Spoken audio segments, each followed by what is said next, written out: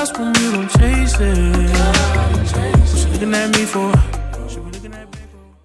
First of all, I was apparently unaware of the fact that Ziv Nation doesn't fully file in when we first start. So we're going to give y'all a little bit of breather. We're going to ask everybody how their weekend was before we get this thing going. So, guys, how was your weekend, man? How's everything going for you so far, bro? Oh, chill, man. Daylight savings, kind of.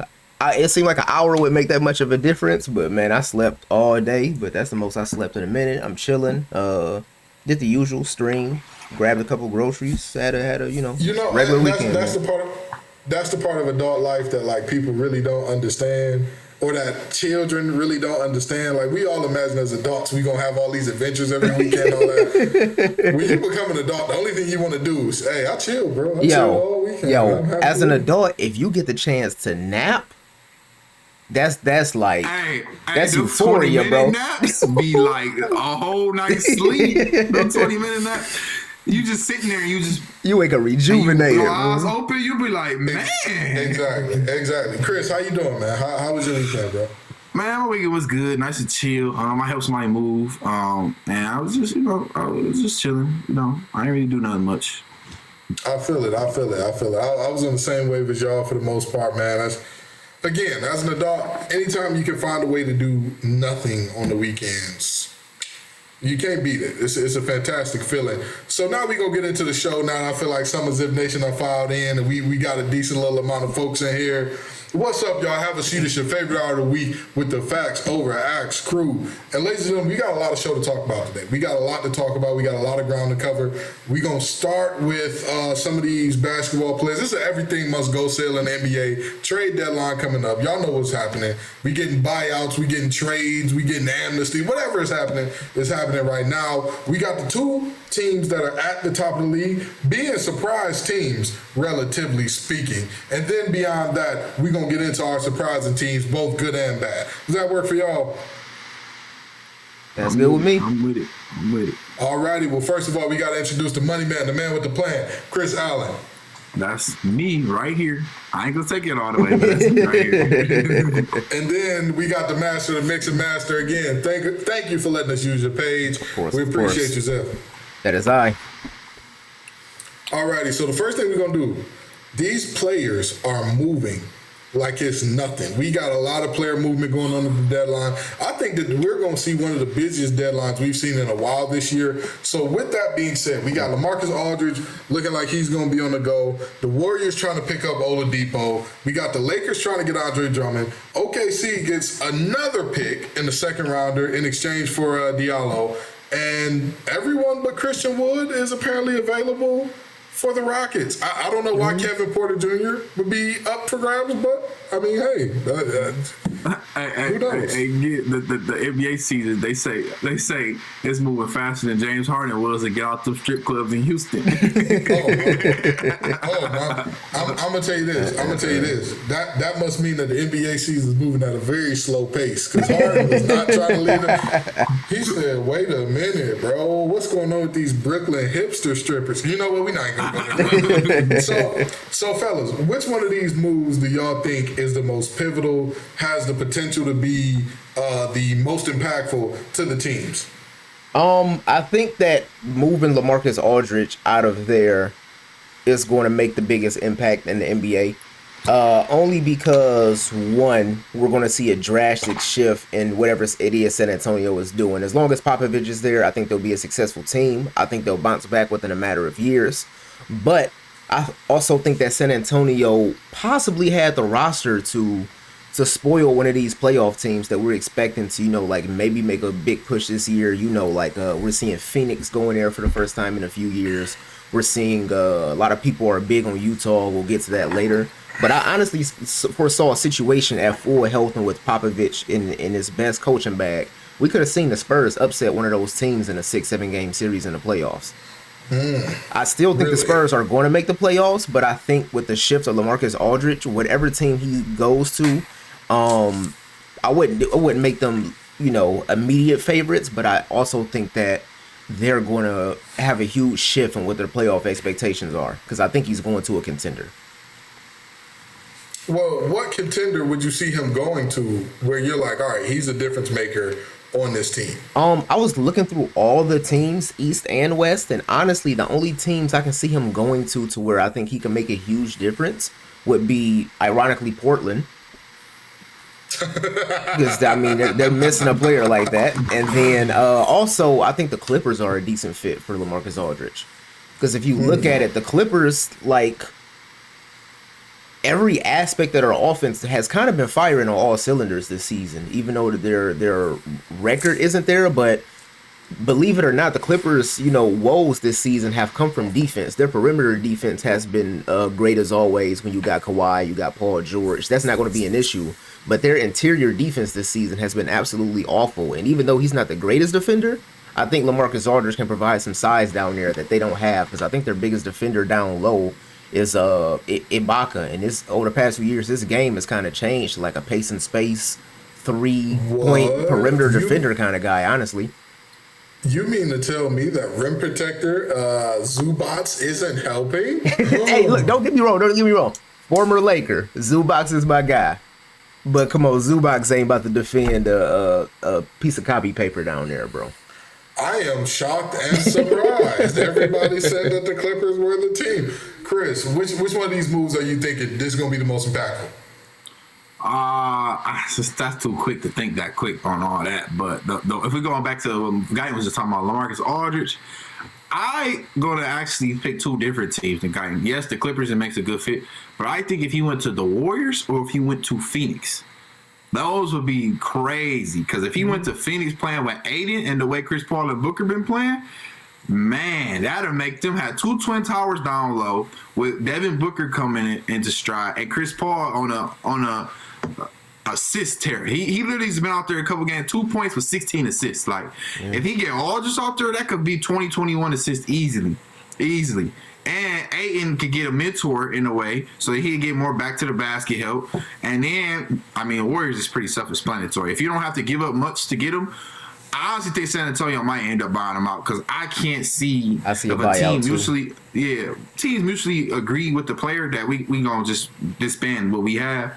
I can see them more so buying them out. Because if I know that as a GM, I'm not about to go give a haul to the Spurs. But I know he's going to be gone regardless.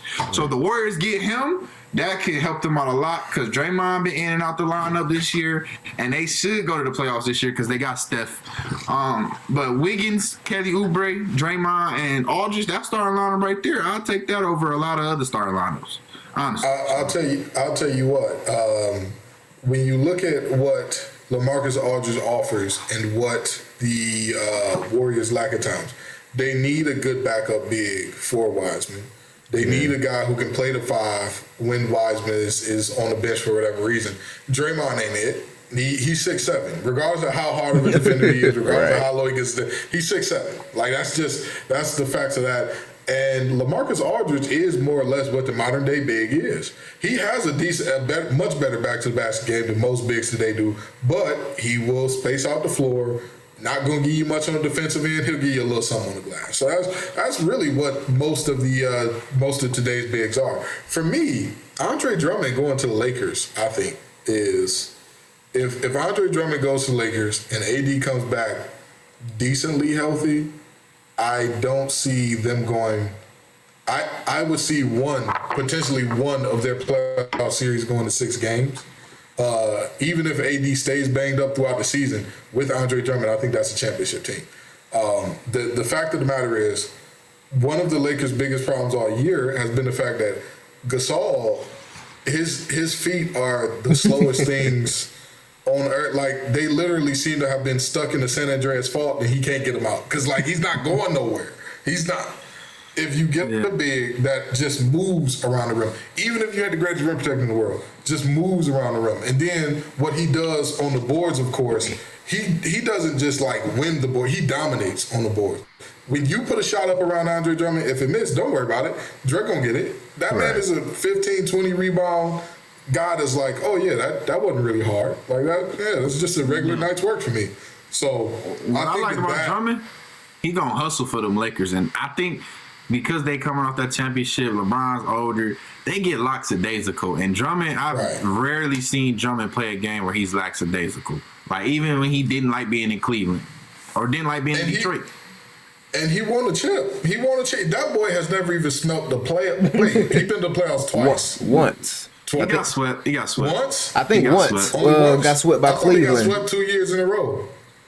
No, I don't think they once. Then they went twice. There was a year in between that they didn't. It was the Stanley Johnson year where Stanley Johnson was talking to LeBron saying, "Yeah, I'm in his head. We down 0-3, but I'm in his head though. He don't want to see me out there though." Believe it or not, that was a good series.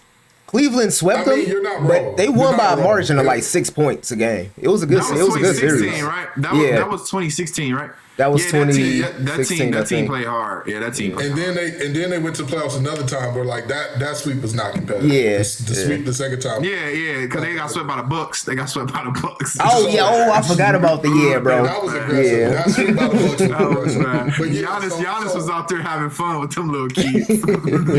yeah. So he has not smelt playoff success. He has not like got a whiff of like, oh, is that a win in the playoff? He gonna smell that joint like it's a Cuban cigar. He gonna roll up the game one. Oh, new game one pack is finna go in there. But all right, so we're gonna move on to some. Now, wait a minute. The Rockets having everybody available besides Christian Wood. Chris, talk to us. What's going on with your boys, man?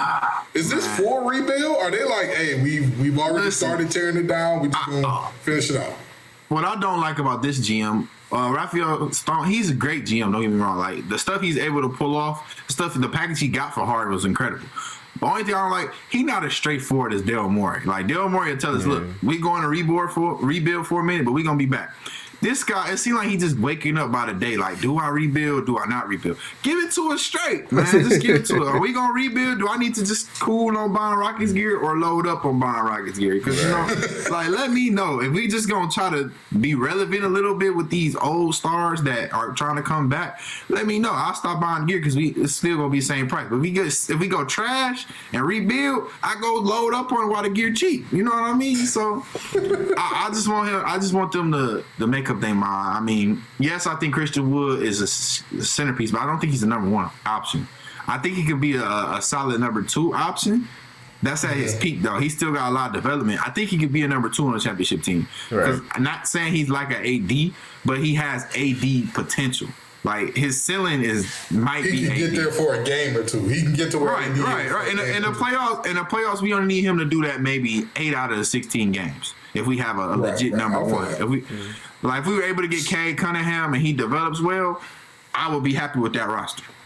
Hey, man, y'all ain't getting Cade. The Pistons getting Cade. Hey, I appreciate you for playing, though. Thank you for playing, Rockets fans. Y'all going about your way. Anybody's watching in Houston, I'm sorry to tell you, Cade Cunningham going to be a Piston, baby. But, so when we look at the Rockets and what they're doing, like you said, there's a lot of what's the direction, what's the intention. And so on the flip side of that, we'll talk about two teams that have been very intentional in working their plans and their process. See what I did there? We talked about the 76ers process. Anyway, the 76ers and the Jazz, two teams that coming into this season, nobody had either one of them finishing higher than fourth, maybe third in their respective conferences.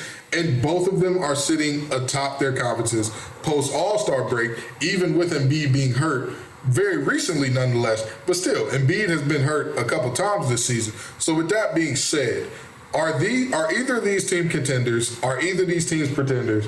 What's going on? And is there something different about these teams this season than we've seen in years past? So I think, I think the one thing that's different about Philly is that I think they actually have potential to make the finals. I don't think that there's any team in the East that you could say like just far and away like, oh, they're going to run away with the East. And I think that Doc Rivers is enjoying this roster that he has, and he's having these boys. Look. I think he's having these boys firing on all cylinders, and he has them playing well. In no situation do I think Doc Rivers is going to bring a championship to a team. But in a situation that he's in with the players that he's in, with the players that he has, I think this team has potential to make the finals, because if you look in the Eastern Conference, they're the only team that checks all the boxes. They have a big. It's not a lot of teams in the East that have a big that you can drop the ball off to and they can work in the post. They can run a 5 out, which is the way that modern basketball is played, and Ben Simmons can run that perfectly because there's not a lot of guards that can check Ben Simmons, if we're being honest. They have size. They're probably the biggest team in the Eastern Conference. They're probably the biggest team in the NBA. If Biggest you, in the NBA, yeah, with the exception of possibly the Lakers. But we just talked about the troubles of Marc Gasol and AD being hurt, so they're not, the most mobile big team. And also, they added shooting this past offseason, so they're able to stretch the floor as well. So they have all of the pieces to make the finals. Not Danny Green want to make threes. Not Danny Green want to make threes. Right. Where was that game 5, Daniel? Where was the game 5? So wide open. I don't think Philly is going to win a championship, but I do think that their ceiling is a finals team. I think it's a little different for Philly this year. With Utah, I think we're looking at a Atlanta Hawks type situation. Have a great regular season. They're looking good. But I don't think they go far in the playoffs. The only thing that, depending on their seeding, if the Lakers aren't healthy, the Jazz might, give them a run for money, take them possibly 6, possibly 7 games if they run into the Lakers. But I also think it's a lot of experienced teams out there that when we get to the playoffs, we're going to be like, damn, the Jazz really like that? Like Chris Paul firing on all cylinders and getting a team involved. I think the Suns can give a Jazz a run for their money.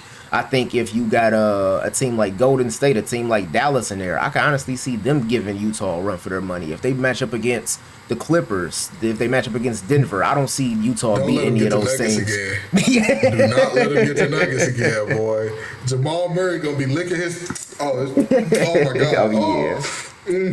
When you eat the tacos, the authentic Mexican tacos from the food truck, they give you the dip. You get the little dip on your fingers. Oh my God, that's what Jamal Murray gonna be doing as soon as he see that round one matchup. Chris, what you thinking, man? Are both of these teams contenders? Are both of these teams pretenders? What you thinking? I'm gonna start with the Jazz. I disagree. I am praying for a Jazz and Nuggets first round matchup. Praying for it. I think Donovan Mitchell takes them out this year because he was a shot away. And I don't think the Jazz. Okay, the problem is with the Jazz is it's fresh on my mind. The problem with the Jazz is they're too easy to stop. If you stop Donovan Mitchell, their offense is kind of limited. Yep. And the thing different this year for me, Mike Conley been coming through when they stopped Donovan Mitchell. Mike Conley has had games this year where he was, he came through. And Mike Conley got an all-star this year. So that shows you right there he improving. So I don't know how he's getting better when he's getting older, but he's been coming to life even though we've been seeing Memphis Mike Conley. And that being said, their offense isn't going to die when Donovan Mitchell isn't on the floor or when Donovan Mitchell's having a bad night. So I think Mike Conley's determined. Rudy Gobert, he's been a rebound machine, and you have to actually watch the games to understand what Gobert does on defense. Yeah. On defense. Like, on the stat sheet, you'll be like, he only got 1 block with 2 steals, but no. But that's he the is team able. try him. They see it, and they just, He don't have big stats, but he got that intimidator badge on. He's able. It's no weak side with him on the court. If they run a zone, like they've been running a lot of zone this year, he's able to help on the weak side and the strong side. So it's no weak side against them. You can't attack them in one section. You have to get clean cut. You got to run a play, or you got to have a complete isolation on Gobert to get by him. So their defense spick and span right now, and they offense, that ball movement is ridiculous. It's a clip on Twitter right now y'all can look at. The Jazz, everybody on the 5 of the Jazz, they were all outside 3-point line. They all touched the ball twice, and they got a wide open look, and then they did the same play again. Got a wide open drive to the basket. The Jazz look good to me, but we all know it's the Jazz. Come on now, it's the Jazz.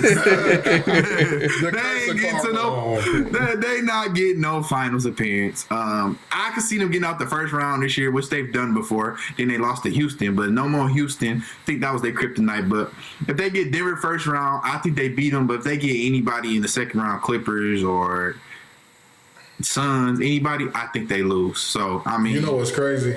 I was watching Static Shock today, and Karl Malone on the Lakers was like one of the characters that made a guest appearance on the show. Oh my and I God. was just like, Lakers Karl Malone is who y'all got? Man. Something about Karl Malone and the children's show don't mix well for me. It just don't. That's what I'm saying. That's why I was just like, okay, all right. We're gonna push right along past that, man. Hold on. I didn't get to talk about the Sixers. Oh, go ahead. My bad. Yeah. All right, so now the Sixers, I got mixed emotions, man. Part of me like, yeah, y'all can do it, but part of me know Joel Embiid made of glass. Like, I think Joel Embiid is a walking injury any day of the week. Like, you wake up in the morning, you don't know if you got Joel Embiid. He's been probable or questionable every game this season. what I think the difference for them is being number one seed, Tobias Harris. He finally playing, and he has his best years under Doc for whatever reason. He's actually hooping though. He's averaging 20 games that easily. Contract. He earning that contract. Not the whole thing. But this year's worth. He said not the whole thing. This year's worth of that contract. Listen, that contract is more. He ain't 108. He ain't more than 180 million. He not. That contract is more bloated than Peter Griffin when he had his own gravitational pull. But if I'm talking about this year, I think he earning the bread. He is playing. Like I think honestly and truly, I would not be upset to see him get all NBA third team this year. I wouldn't be upset by that. No, he's playing not at at that high of a level to where I'm like, name me 6 forwards that are all playing better than him right now. And like you would struggle to do so. If you name the usual suspects, I can turn on the film or show you the numbers to say that player you would think is better than Tobias, but in reality, Tobias been open. What my question with the Philly is, Ben Simmons had a 42-point game this season. I need to see more of that, then I'll be a believer. If I see more of that, I'll believe it. Because Embiid not going to give you 40 every night because he's not there every night. And where's Magic Johnson? He ain't going to be there. So, I mean, if I see Ben doing that on a consistent basis, then Philly, y'all got my hat off. Y'all can make the finals. Don't get me wrong. I'm not a fan. I'm a old school kind of hoop guy, so I'm not the biggest fan of load management and things like that. But in the case where you got Philly, man, I honestly don't see a problem with them. Rest them. Philly is at the point in the season where you can rest them pretty much the rest of the season because you already know what you can do as a team. Make sure they got as much rest possible by the time. I don't know. You have 3 players that are all stars. Tobias is because technically numbers wise, he's an all star. Tobias can stay out there and play. Right. You have 2 all stars playing all the time. You can rest one every other game if you want. I'll say that you give all the rest to Embiid as you can, and let me tell you why. Joel Embiid this year, if he stays healthy, is the MVP. There's no doubt about that for me. This man is going 26 and 11, averaging 40% from 3. Yeah. Now, mind you, I didn't say 30%. I didn't say 32%, 35, 42% from 3 for a 7-footer. Now, when you think of that, you think of a Kristaps Porzingis that, he can shoot a little bit. He may block a shot on weak side help. Right. He is not going to do the banging. He is not going to do the dirty stuff in the post. Joel Embiid, if he's healthy and he's out there, he's going to do the banging. He's going to do the dirty work. He's going to do the elbows that get you that rebound that you need. So with that in mind, to me, if he is the key, he is the secret sauce. He is the basically the entirety of whether or not the 76ers are a contender. If he is relatively healthy, if he has the slightest modicum of health, they'll be fine. They'll dominate. They'll do what they got to do. But if he can't go for a majority of their games, it's going to be problematic. If he's hobbled for a majority of their games, there's going to be a problem because when you have a center that is as dominant as he is in today's game, you have the Nikola Jokic effect where your offense starts to run through that guy. And I know that shouldn't be a thing because back in the day, every offense ran through a big. But the way that we have veered away from that now, it's only certain players that force you back into that situation. Right. He's one of them. The Jazz, for me, I'm sorry. That's a pretender, dog. That's a pretender. I'm sorry. The fact of the matter is simple. The Jazz do not have 2 qualities. I'll say this. Yes, they don't have 2 quality scorers. To me, you have to have 2 players on your team that could be the number 1 option if they went anywhere else in order to be a true contender to me. You look at all the teams that have been contenders in the past few years, right? You look at the top 4 from last year. The only exception to this rule was the Heat. But the Heat have something that nobody else had, an unmatched chemistry and the effort that they gave, player in, player out. Duncan Robinson cannot defend to save his life, but you saw him up under people everywhere they went. Right. He was with somebody in their hip, or he was rotating to go help out somewhere else everywhere they went. Bam did something that we didn't think was possible out of him last year. So with that being said, the Heat were the aberration. Look at all the other teams that were at the top. You had the Lakers, Bron and AD. I need not say more. You had the Nuggets, Jokic and Murray. Murray was going for 50, 40, 30 in that first round? Right. Like, Need I say more? The team on the other end. D. Mitch was going with him though. D. Mitch was going with him. I'll take D. Mitch over Murray. I'll take D. Mitch over Murray. Listen, Spider was definitely going with him, but I'm just saying, if I'm looking at the top 4 teams from last year, who did they played the Celtics in the Eastern Conference Finals? Am I correct? Or who did he play in the Eastern Conference Finals? It was the Celtics. So they played the Celtics. Yeah. They played the Celtics. Okay, you've got Tatum, and the problem for the Celtics was they didn't have the second scorer to get over the hump. They didn't have the second number one guy. To me, the Jazz don't have a second number one. They have D. Mitch, and like you said, Conley's played well this year. Conley's played some of the best ball he's played in his career, but it's Mike Conley, dog. I mean, I'm sorry. and I don't even think, I'm sorry.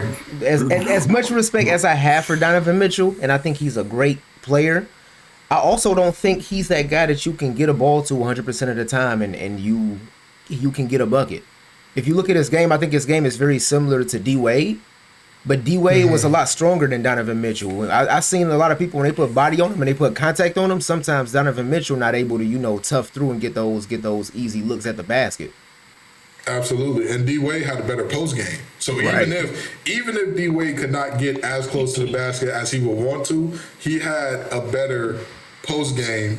D. Mitch is Spider's a little better off the dribble, but D. Wade was better at I'll post up, figure it out from here. So to me, the Jazz are pretenders until they knock off one of the big wigs, and then I'm gonna just be surprised. But until then, I'm sorry, they get pretender out of my. I hope they play the Clippers. Oh my God. Hey, listen, I'll tell you what, that'll be a beautiful matchup to see. Now, before we move on from this, Greg Popovich, when asked about whether or not Ben Simmons needed to learn how to shoot in order to be truly elite, in order to, if he was needed to shoot in order to be great, he said, and I quote, "He's so elite already, who gives a damn if he can't shoot?"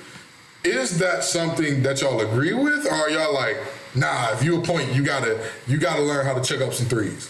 I don't think that Ben Simmons needs to.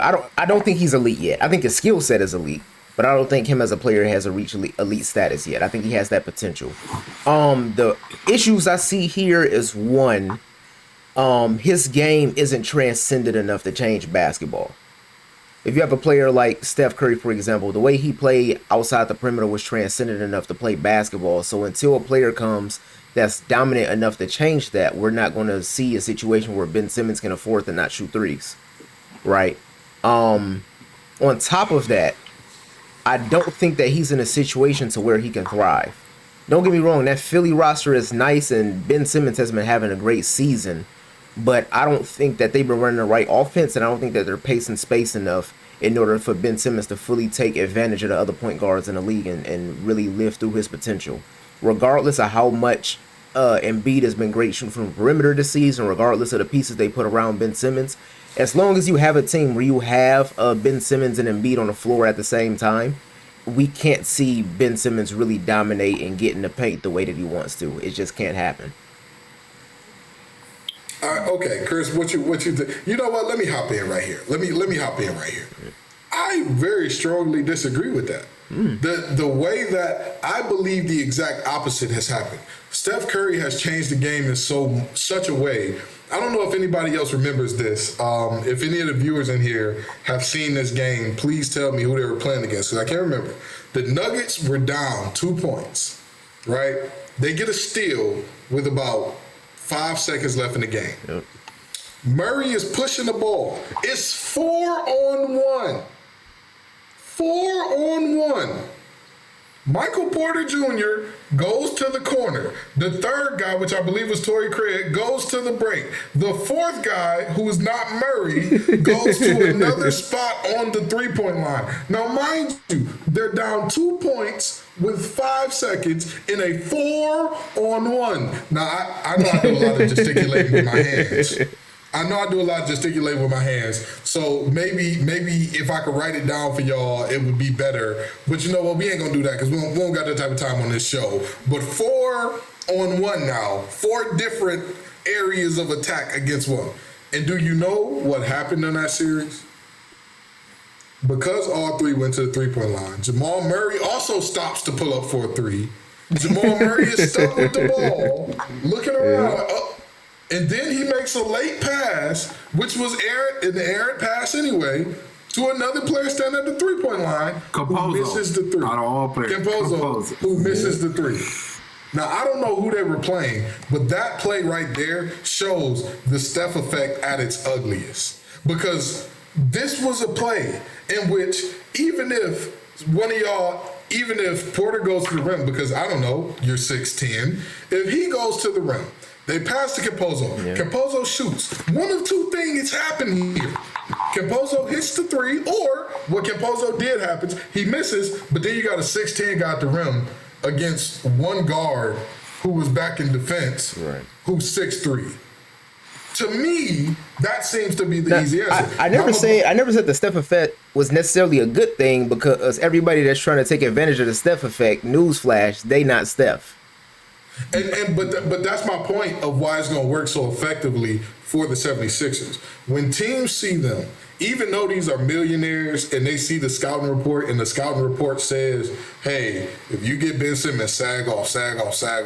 Hey, if you see Embiid, if he set a pick, you got to play him true, because you don't know what he going to do. He could pop, he could roll, he could flat, he could do whatever. Even with all of those things going on in your head, you still subconsciously in your mind are like, oh, got to protect the three. And then Ben Simmons is by you. And now it's him and Embiid on whoever the role man was, which was probably the guard. Right. So to me, if we were playing in the early 2000s where teams literally were like, hey, we're going to pack it in the paint and like, you can do whatever you want from the perimeter, I'd be more concerned. But now, with the way the teams are concerned with running teams off the three-point line, I think that's what the service is to the 76ers. And even when you're running the good playoff teams are not going to follow the assignment true, and they're not going to play Ben Simmons how they're supposed to play him. And even if you do, they have 4 guys on the court outside of him that can shoot. They have 4 guys on the court at any given time outside of him. Sure, pack in the paint for him, but now you're going to leave Danny Green open? Well, I can at least say this for certain. This season is the season where we can see what Ben Simmons is. Right. I think this is the season where we can determine what his play, because he's still fairly young, but I think this is the season where we can determine what his place is, what his potential is, who he's going to be. And you know what? Everybody said in order to make Ben Simmons have his most efficient or best version of himself pop out, you need to surround him with shooters.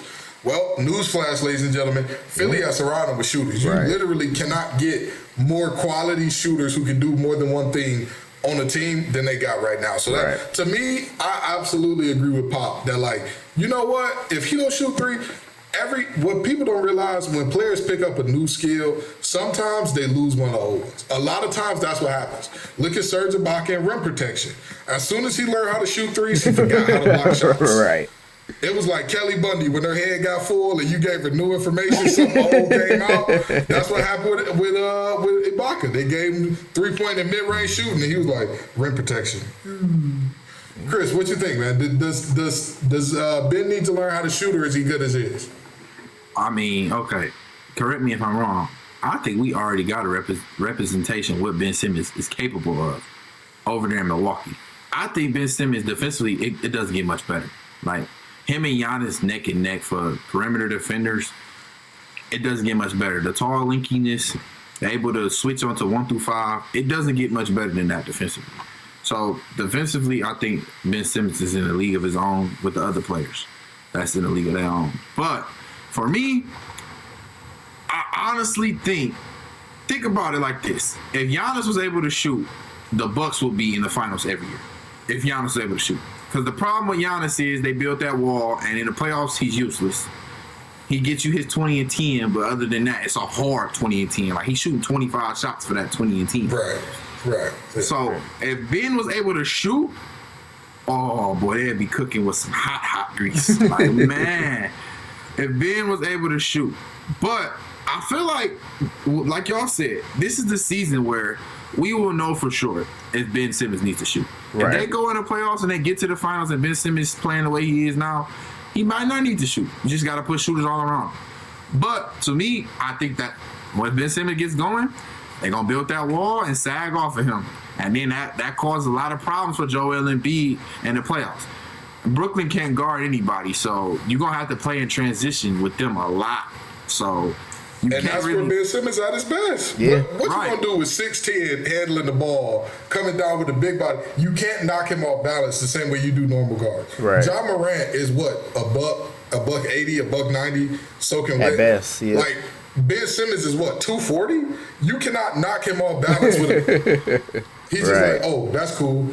Layup. Oh, And that's cool. Yeah, no, yeah. And that's what I'm saying. That's what I'm saying. But the bad side is that Harden, KD, and Kyrie all been in the playoffs deep. So Oh, they know they know we get in his head and make him shoot or make him in situations where he got to choose to shoot or pass. He useless. They know that. So the only team I think that has more talent than them is Brooklyn. I think the Sixers have a good chance of going to the finals, especially because Brooklyn health is iffy. Like, they only got one player that's known for being healthy, and James Harden. Right. Kyrie known for being injured. KD, as of late, known for being injured. Blake Griffin for sure. We're not even gonna speak on Blake Griffin. So, but I honestly think that we need to just see Ben high performer without shooting in the playoffs. Mm-hmm. If I see that, then I agree with Pop. And you know what?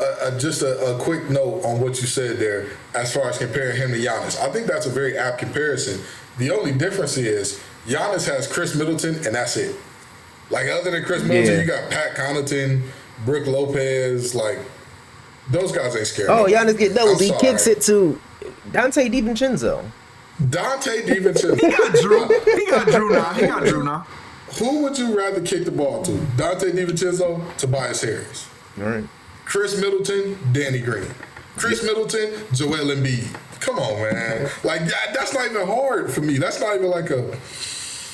If he get double, he can kick it to Seth. I kick it to an open Seth before Chris Middleton, bro. Seth Curry has one of the highest career three-point percentages in NBA history. Like, Right. that's not even like he's one of the best shooters. Yeah, right I now. do He's think- one of the best three-point shooters of all time. Drew Holiday gonna help a lot this postseason. though. He gonna help a lot. I agree, but in the same token, Drew's skill set is not purely one that benefits Giannis. Right. It's not purely. Seth Curry and what he does purely benefits Ben Simmons. Seth Curry can do a little something off the dribble. He got a little mid-range shot. But if you think Seth Curry, anybody in the NBA with the last name Curry, you thinking, oh, he's a shooter. And you're right. You're right. Like, I'm what he pissed. His does. last name Curry. I'm pissed. I'm pissed. Okay, well, speaking of folks who got the same last names in the league, we talked about the Holiday, we talked about the Currys. We got to get to the balls. Pause. We got to get to LaMelo Ball, man. LaMelo. Hey, listen, we try to get that Manscaped advertisement, man. Right, I'm yeah, sorry. you're right. We got to get to LaMelo Ball, man. Now, to me, we can all agree here that LaMelo Ball is the best ball brother. But with that being said, is he like astronomically better than Lonzo? Like, if somebody told you, hey, I'll trade you Lonzo for LaMelo, would you need 2-3 first round picks on top of that? Or is it like, all right, give me Lonzo on 1 first and I give you Melo? No, I mean, we still have to give, time for this to fully develop because they're still both fairly young. But just based off what we're seeing in Lonzo's third or fourth season, Yeah. and That was LaMelo's fourth. rookie year, I think the difference we're looking at here is the difference between the same last name, by the way, the difference between Steph Curry and Seth Curry, right? So where you look at their skill sets and you look at their game, and essentially you can tell they're brothers. They have the same skill set. I think they have the same approach to the game, but it's a disconnect when it comes to the execution. Because if you watch both of their games, I don't think that LaMelo and Lonzo plays that much different of a game. I think the difference is LaMelo is that much more confident, and he's in that mindset to where, like, hey, we're down this much, or hey, we need this, and LaMelo goes to get it.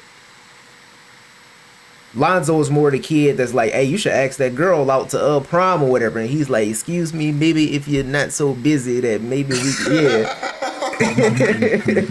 And LaMelo is more like, give me your number. Right. Okay. All right. Chris, what you thinking, man? If somebody asked you right now, I want Melo, I got Lonzo, do they need to just give you 1 first and you like, all right, we can make this work? Or do they need to give you a whole package? They need to Bring the Brinks truck in. All right, I'm gonna take it from the top before I make a decision first, like Guyton did. So, if you look at both of their games, very similar. LaMelo hasn't got bit by the injury bug, and I think that's where Lonzo confidence is diminished at, because he didn't really have a lot of injuries in college at UCLA. The 1 year he played, he was going. Everybody knew he was going straight to the league. His dad never lost. Said it every time. So I mean, we knew he was going straight to the league. But the thing is about Melo is he didn't even play in college. So Melo didn't have a night where De'Aaron Fox gave him 40. He played overseas in Australia. He never got taken advantage of on a defensive end. Like Lonzo, it's been some nights at UCLA. It's like, I don't know if he's ready for the league. But then he come back and he'll give you a 30-point game in college. But since he got to the NBA, he's been getting injured, playing with the Lakers. They had a disappointing year. That could kill your confidence starting in LA. LaMelo's a product of starting in Charlotte. A young team, young nucleus. They trying to go in the right direction. The ball's in his hands from jump. Lonzo went to the Lakers and the spotlight was on him being in LA. So I mean, that can kill your confidence. And I think that's the difference between their game. Confidence. I think Lonzo is capable of playing like LaMelo. Well, he don't got the sauce. Like LaMelo got the swag. Lonzo, I think him being an older brother forced him to be a little bit more humble, be more of a leader type. LaMelo, the youngest, he got to do whatever he wanted to do. The silly one, the troublemaker. You know what I mean? So, and not saying he causes trouble, but I'm just saying he got to have like the little more swag to him. So the troublemaker role was filled in the family. Oh God. Hey, people gotta hide their stuff at the cookout when LiAngelo pull. Hey, what's going on, man? How you doing? Hey, good to see you, bro. Good to see you. All right, hey, I heard you over there balling in Euro, boy. Good to see you, boy. How was China? Wanted to check your purse. You know, Jello just came over there. Check your purse, Wanted to check your purse. Yeah, hey, Jello, how you doing, man? Hey, I see you in the new Gucci. Okay, never mind. Go ahead. But to close my point, I mean, yes, I will need a little bit of a package. I would need maybe you give me Malik Monk and Lonzo and a second round pick, and maybe you know what I mean. I give you them. But I'll tell you this much: if you got to be out of your mind if you don't think that you're gonna need a package for LaMelo if you talking Lonzo, simply because LaMelo is better and younger. He's better and younger. LaMelo has absolutely benefited from the little brother complex. As the youngest of four myself, I can tell you, the little brother complex is a real thing. Like to where you have to have these delusions of grandeur because you're so much smaller than everyone else that like you have to tell yourself every day, I'm better than y'all. Like, I don't care if you're bigger than me, stronger than me, faster than me, I'm better than you. And if I'm not better than you right now, I'm gonna be better than you one day. And we all know the saying, to be number one, you got to be a little odd. LaMelo is a little odd. He's a little different. His confidence is so out of this world that at times it does borderline on arrogance, but it works for him. When the last time you heard Michael Jordan give any young player props? Any young player. When I saw that quote, I honestly sat there and thought about it. Outside of Kobe, has there been one? He didn't even give Bron. He didn't even give Bron props, bro. He did not give Bron no love. He did not give Bron no love. Do you think that the game is in good hands with LeBron James? There's plenty of guys in the NBA the game is in good hands with. That kid is 19. What are you talking about? Right. Like that's just what it was. So for him to say LaMelo has exceeded our expectations by far. I mean, listen, either Michael Jordan and them big bootcut jeans is finally mellowing out after all these years, or somehow, some way, we can admit Melo is a bona fide stud. He is like something that we have not seen before. Yeah, right. And honestly, I think it's the latter of the two. Most guys that we see that put up his numbers as far as points, rebounds, assists at his age, we saw Westbrook do it, and actually, no, not even at his age, Westbrook wasn't doing it like that. So most guys who put up numbers like that, I mean, they're very inefficient with it. He's not. He's not a walking turnover waiting to happen. He's not like Trae Young to where you know he gonna pull from 35 feet whether or not he's hot. Like whether or not he should pull from 35, he's gonna do it. So, right. And by the way, Lonzo has more 3-pointers this season than Trae Young. Very little fun tidbit there. But anywho, so with what we got going on here, is LaMelo Ball clearly your rookie of the year? I believe that I'm gonna get 3 yeses, and we can make this short because I'm gonna throw a yes in right now. Nothing you can do to change it. LaMelo can sit out the rest of the season. He's rookie of the year, bro. Really? No, I don't know about that, but I think that he's been good. What other rookie has had any impact on their team's success? Bro, Charlotte is about to make the playoffs. Now, and that's what I'm saying. He's had an immense amount of success, but if he's out the rest of the season, Charlotte wouldn't make no damn playoffs. Exactly. Sniffing the playoffs. That's the point. That's the point I'm trying to make. But you can say the same thing for James Wiseman. If James Wiseman sat out the rest of the season, the Warriors would not sniff the playoffs. He's another one of those bigs. At one point in time, he was shooting 40% from deep. Now I think he's like 37, 36. But James Wiseman has been extremely effective. He's just overshadowed because his game is not fun.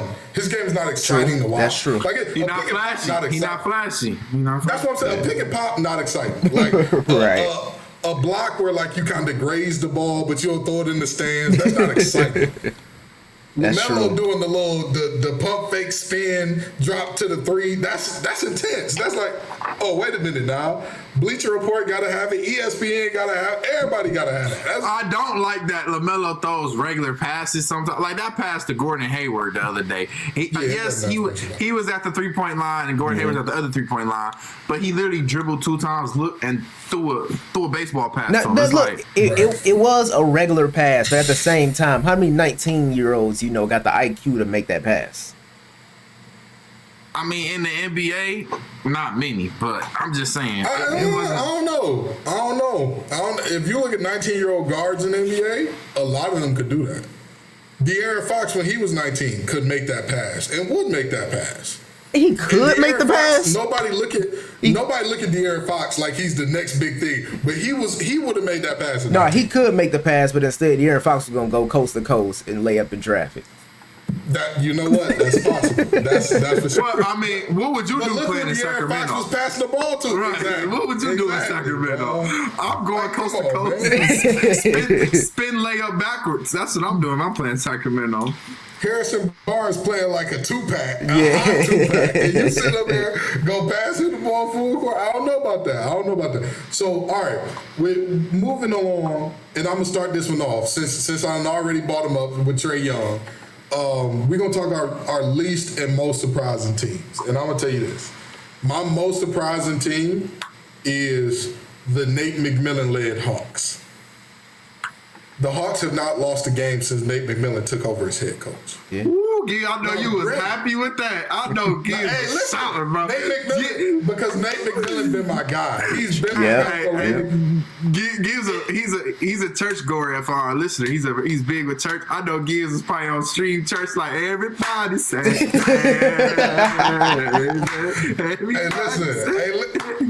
I had to say, Lord, it was only you on his side. On that man's side, Lord, you was there. Because I'm big on defensive coaches, but I'm also big on defensive coaches that understand their young guys, that can get their young guys to not only buy in and play defense, but don't have their defense take away from the offense. In Indiana, he was not given immense talent. Yeah. I'm sorry. TJ Warren and Miles Turner with injured Victor Oladipo is not immense talent. And he found a way. Right. If you look at even the teams that he had with Paul George, they went up against the Heat every single year, dude. Yeah. Like that. I mean, what do you want from the man? He never had transcendent talent. And honestly, every year he was in Indiana, we was looking at Indiana like they could make the conference finals. Exactly. We looked at Indiana and said, if anything happens to Bron, if Bron gets hurt in any meaningful way, they're going to the finals. Yeah. They're going to the finals. Now look at it. Do we feel that way now? If he gets hurt in a meaningful way, are we like, oh yeah, Sabonis is going to take him to the finals? He had Miles Turner. Miles Turner was the kind of dude you would take a second round of your fantasy draft at one point. Ladies and gentlemen of the jury, I rest my case. So I'm excited to see that Nate McMillan is showing there's value in the defensive coach that still works with young guys and allows them to be and go and do. I don't even want to hear that. Oh, because I want to hear what Steven Silas so bad. Oh, listen, the way that he's roped in Trae Young's shooting. Trae Young earlier in the season was throwing up whatever. He was literally like, all right, I'm past half court. I think I got the green light here. Nate McMillan took over and said, all right, no more of that nonsense. You see where your old coach is because of that? You see where it is? Right. You see, guy, give him the, you know what, goodbye drop. Because that's where he was. Because you was taking those shots. So that, to me, to see them go 4-0, I knew that they would be better. But I didn't know that they would be astronomically better right away, especially mid-season firing of a coach. My least surprising team, and I started so I could steal this from y'all too, the Pistons. The Pistons being terrible is like not a surprise to me at all. Yeah, with what I've seen out of their management the last few years, with picking Luke Kennard over Spider Mitchell, with some of the things that we've done in like the last 5 to 10 years, I'm like, yeah, this team's going to be bad for a little while.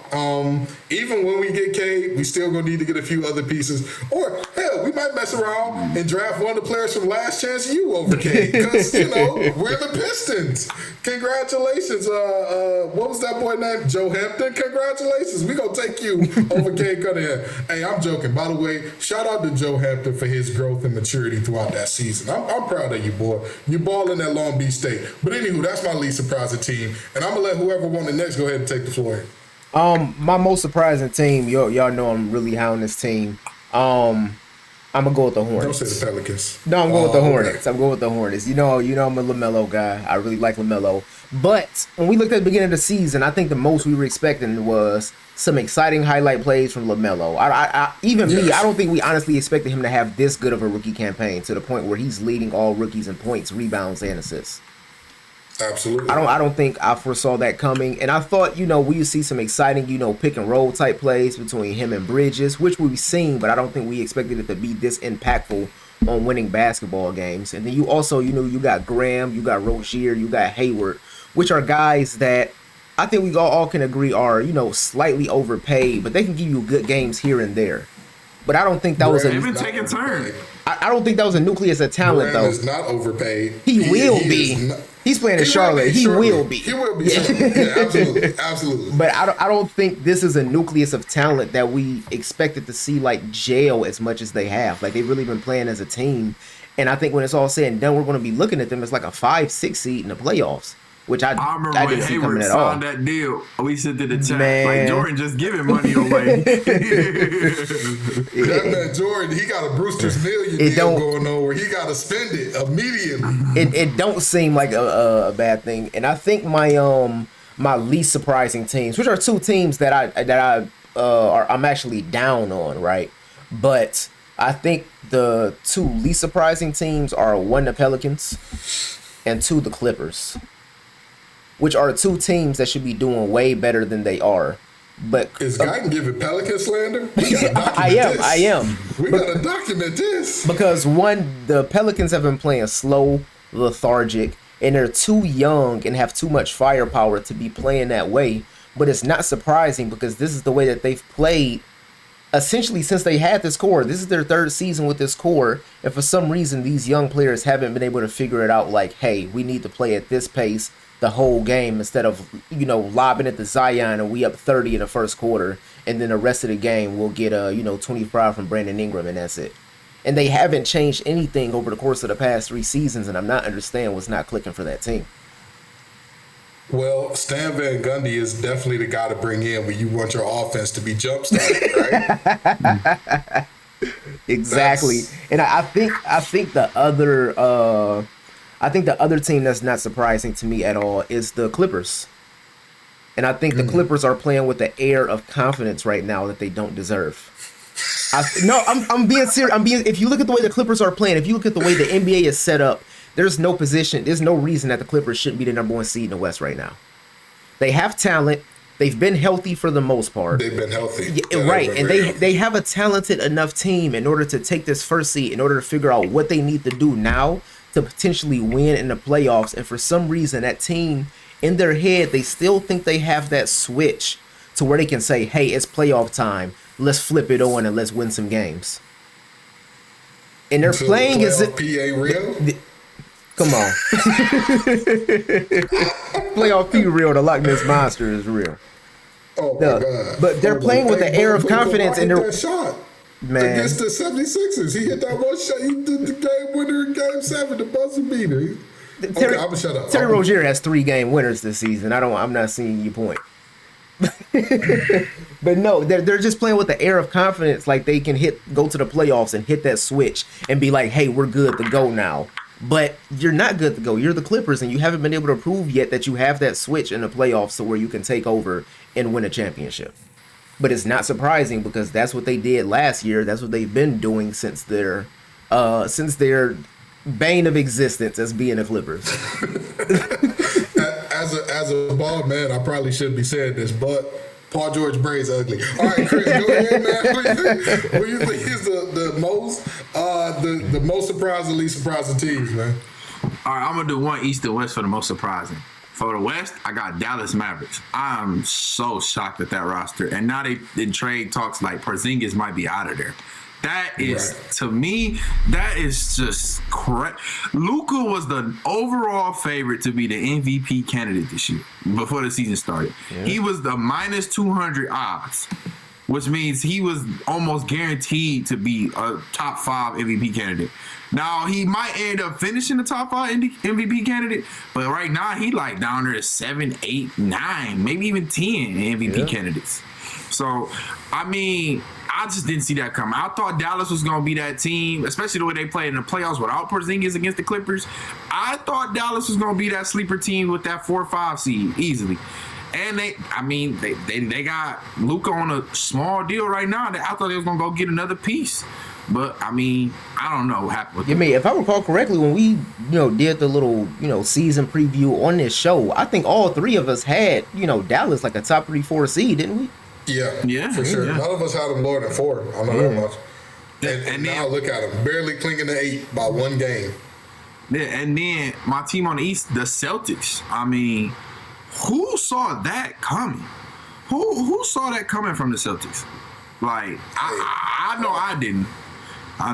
So, I just don't know. I think we've seen the value of Marcus Smart, as I've been saying on the show, but I really just don't get it. The Celtics have just not been playing Celtics basketball. And I don't think it's on Brad Stevens because he still gets his players motivated to play. Like, they have their normal games. It's just they're losing on the defensive end. I'll tell you what, Jason Tatum, it's your time to prove who you are right now. They're struggling for the playoff spot. They're struggling for a playoff spot in the East. Same way we said this the season for Ben Simmons, I think this the season for Tatum too.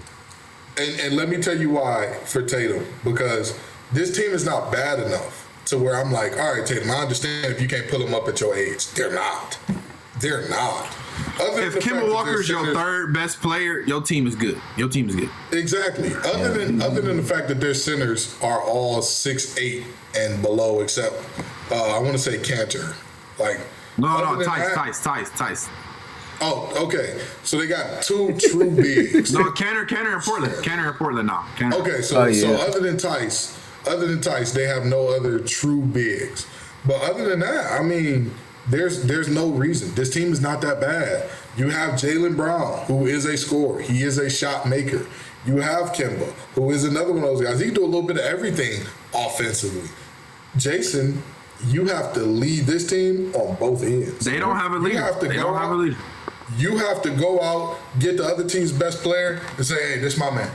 I don't care where he go. I'm going to go with him. Because you're young enough to where you should be able to do that and remain healthy. And you're a good enough scorer to where if you do that effectively, y'all will be all right. But that's just my take on it. Go ahead with your least surprising teams. All right, so my least in the West, the Warriors. I always thought they would teeter for that playoff spot, bottom of the bracket with Curry. I am a little shocked that Curry is hoping like the way he is. I didn't think he had it in him to maintain 30 points a game throughout the whole season because he hasn't done it before. He's always been teetering around 26, 27, 28 points. So he's over 30. He only did it that MVP year. Right. Yeah. So I didn't expect that, but I mean, I kind of knew the Warriors was gonna fall somewhere in the middle of the pack. And then my team on the East that I'm so like not even the Cavs. Like, I mean, Gibbs, you were high on them. I said, Gibbs, that is not money well spent if you bet on them Cavs. I told you this. You know I did. They sold. At that point, when I said that, were they not at what, number 8 or 9 in the East? And I think they might have been higher than that. And then all of a sudden, they're like, all right, Kevin Love not playing no more. And we would Listen, get. You said on this show the Cavs front office is the worst ran place in the NBA. And when I know that, I know the Cavs gonna be bad every year. I know they're gonna be bad. Honestly, I would go as far to say they're the worst. They're one of the probably top 3 in all of professional sports. I cannot think of 3 franchises that are by far and away ran worse than the Cavs. The Cavs literally, and people get confused because of the Cavs' recent success. The Cavs' success in the past decade and a half literally came because a young man named LeBron James was born in that area on the day after Christmas. In 1984 or 85. That's literally the sole reason for their success. If he was from Detroit, if he was from New York, if he was from California, if he was from anywhere else in the world, if he was from Moscow, the Cavs would not have none of this success. He would have went to the Cavs and be like, all right, this front office is trash. I'll see y'all later. Right. And he would have never came back. And they just would have had to live with that like, damn, I guess he's in Miami now. So, I mean, I agree. That front office, it's abysmal. I hate it here. I'm sorry, fans, for even telling y'all to put any money on the Cavs. I'm sorry. I sold y'all even telling you to believe in Dan Gilbert. I sold you for telling y'all that. I apologize, man. I know y'all tired of us talking about bad bets. I know y'all tired of us talking about the Cavs. Y'all tired of the Clipper slander. So we gonna let y'all get on out of here. But come on back next week and the week after that and the week after that. Peace and love, y'all. You had enough.